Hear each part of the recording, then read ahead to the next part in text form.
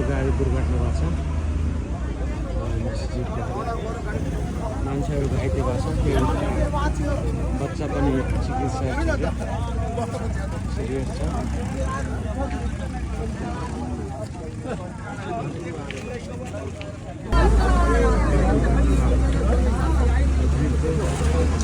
ड्राइभरहरू धेरै मात्रामा मादक पदार्थ सेवन गरेका थिए। ट्रकमा ठुकेर यता लास्टमा एउटा यही स्थानीय एकजना बच्चा बजारबाट आउँदैखेरिमा पुगेको थियो। बच्चाको माथि नै गाडी पल्टेको थियो। बच्चा एकदम भेरी सिरियस छ। उसलाई हस्पिटल पुऱ्याएको छ। टाउको कता कता कता काट्दैछ।